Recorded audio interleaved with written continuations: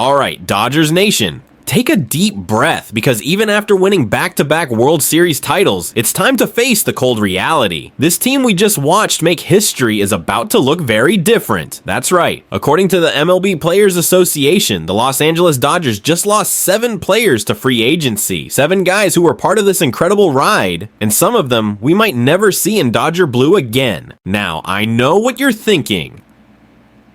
Victor, how can we already be talking about free agency when we're still celebrating a championship parade? But that's just how the business side of baseball works. The minute the World Series ends, the clock starts ticking on roster decisions. And for the Dodgers, there are some massive ones coming up. But before we begin, subscribe to this channel to stay up to date on all the Dodgers moves this offseason. Guys, we have a list that hits hard. Some are easy decisions, some though are emotional. Let's start with the heart of it, the ones who might still be part of this story. That is baseball. This is Baseball Tonight host Carl Ravitch with us. And just like we all expected, Ravi, right? All-stars up and down both lineups. And it's Miguel Rojas coming through with the big knock in the big spot. Why was this about more than just that clutch homer, though?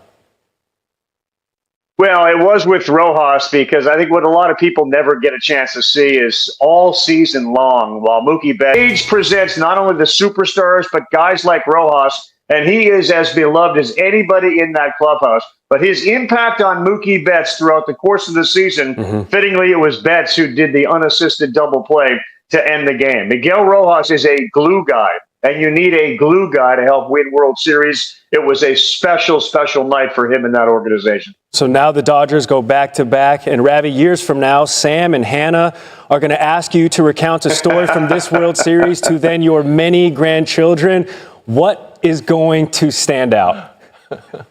Well, probably the text messages I was getting from all those people early in the morning. Thank goodness for daylight savings time. But what stood out was the fact but the Blue Jays and Schneider, like you said, they're going to kick themselves. You know, they left, 17 men on base, 14 men on base, went 3 for 17 with runners in scoring position. This was such a statement about baseball and how great it can be and how quickly it can be played. And I'm glad I heard you mention, Randy, there were no errors in this game. There was one stolen base in this game. It was clean. It was crisp. The stars showed up. But as we just talked about, Rojas, who's not a superstar, it's his second home run against a right-handed hitter all year, and it comes in the biggest spot. Ravi, we essentially had 8 World Series games in this series because of the 18-inning game. 91 stands out, 97, 01. Where does this World Series rank to you among some of the best all time? Yeah, I mean, it's top 3, top 5 all time. I think a lot of people tend to forget about 01, and that had amazing comebacks. Yankee Stadium shook. But, of course, it was in the shadows of a horrific 9/11 event.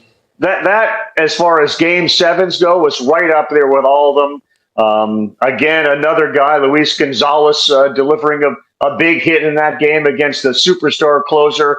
Mr. November shows up in some of these series. It's a top 3, top 5, and recency bias. When you look back at this series, Ernie Clement's become now a legend in Toronto. It's a likable group of players. Vlad Guerrero has established himself on that same echelon as every other superstar, offensively and defensively.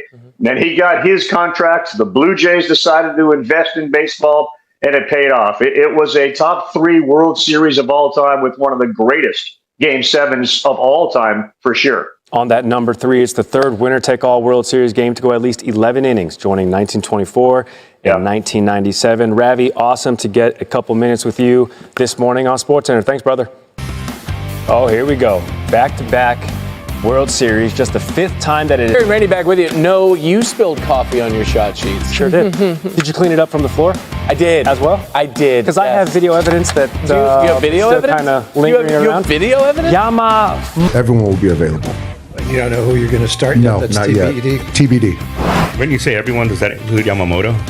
Not Yamamoto, sorry. They trailed 3-0 after 3 innings last night. It was their first comeback win after trailing by 3 or more runs when facing elimination in a postseason game. They entered with a 0-22 record in that scenario. LA now tying the Red Sox and the Athletics for the 3rd most World Series wins in Major League Baseball history, trailing only the Yankees and the Cardinals. Tracy and Scott back with you at SportsCenter AM. I'm told this is not a forest screen. This is a moss It's screen. more of a moss green, could potentially be a sage green. A little sage green for our guy. Plenty of green in terms of the World Series winning. I think Shohei just seems like a superhero, and in the biggest of games or the biggest of moments. Probably the greatest postseason performance of all time, and there's been a lot of postseason games, and there's a reason why he's the greatest player on the. He's a unicorn. It's just there's no more adjectives you can describe Shohei. Look at Ohtani, like 2 seasons with the Dodgers in the books, 2 rings. He's reached base now 34 times across 17 games in this postseason alone. That's the second most by a Dodgers player all time in a single postseason. Only Max Muncy in 2020 was better. So Dodgers Nation, the 7 players officially hitting free agency are Kike Hernandez, the spark plug who just won't quit. If you've been a Dodgers fan for any amount of time, you know what Kike means to this clubhouse. The guy's been part of so many unforgettable October moments, and this postseason, he delivered again. None bigger than that game-ending double play in Game 6 of the World Series. Now, here's the thing. Kike's not a superstar, and he doesn't pretend to be one. He knows his role, and he plays it to perfection. He's the glue guy, the spark, the one who can step in at second, short, the outfield. You name it. And from everything I've heard, the Dodgers want him back. He loves LA, he's okay with limited playing time, and Dave Roberts trusts him in big spots. If Kike wants to keep playing, I'd put money on him wearing Dodger blue again in 2026. Miguel Rojas, the veteran who refused to quit. Then we've got Miguel Rojas, the definition of a pro's pro, the guy who doesn't say much but plays with his heart on his sleeve. And if you saw that clutch home run in Game 7, you know exactly why this team loves him. That swing might have literally saved the season. Rojas has already said publicly that he wants to play 1 more year before retiring, and honestly, how could the Dodgers say no to that? He's earned it. His defense, leadership, and baseball IQ are elite, and he's the perfect veteran mentor for guys like Miguel Vargas and Trey Sweeney. So yeah, Rojas should get that final curtain call in Dodger Stadium. Clayton Kershaw, the legend bows out. Now, this one's tough to even say out loud. Clayton Kershaw is retiring, and even though we all knew this day was coming, it still doesn't feel real. This man is Dodger baseball, 3 Cy Youngs, an MVP, a no-hitter, 10 All-Star appearances, over 210 career wins, and now 2 World Series titles to close it out. He's walking away on top. And honestly, there's no better ending. Kershaw's going home to spend time with his family, and we should all respect that. There will never be another like him. Number 22 will hang in the rafters forever. Michael Conforto, the $17 million disappointment. Alright, let's talk about the one that didn't work out. Michael Conforto. This was supposed to be a smart 1-year deal. $17 million for a veteran lefty bat. A short-term gamble, but it turned into one of the worst free agent signings in recent Dodgers memory. Conforto finished the year hitting 199, 305, 333, with a 79 OPS plus and a 0.7 WAR.